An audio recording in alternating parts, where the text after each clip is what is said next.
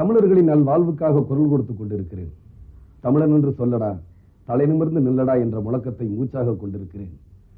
என்னை ஏற்றிவிட்ட ஏனியான உங்களை என் இதயத்தில் வைத்திருக்கிறேன். என் இனிய நினைவுகளை உங்களுடன் பகிர்ந்து கொள்ள வந்திருக்கிறேன். இன்னைக்கு தமிழ் சினிமா தொழில்நுட்ப ரீதியா மிக அபரிதமான வளர்ச்சி அடைஞ்சிருக்கு. ஆனால் ஒரு சிலர் சொல்றாங்க, ஆங்கில படத்துக்கு இணையா நம்ம தமிழ் படங்களே இருக்கிறது இல்லையா, அவங்க படங்கள் இருக்கிற மாதிரி சண்டை காட்சிகளே இருக்கிறது இல்லைன்னு சொல்றாங்க.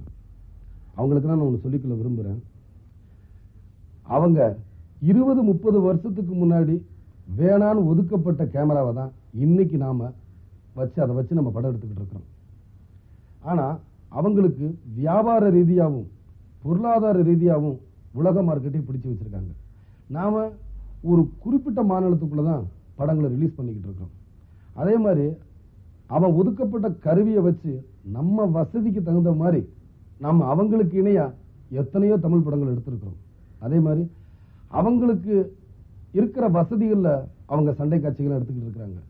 நம்மளுக்கு எந்த வசதியுமே இல்லாம நம்ம ஸ்டண்ட் நடிகர்கள்லாம் உயிரை கொடுத்து அவ்வளவு அற்புதமா நடிச்சுக்கிட்டு இருக்கிறாங்க. இதுக்கெல்லாம் உதாரணமா சொல்லணும்னா என்னுடைய படமான 100வது படமான கேப்டன் பிரபாகரன் தான் இதுக்கு உதாரணம். நான்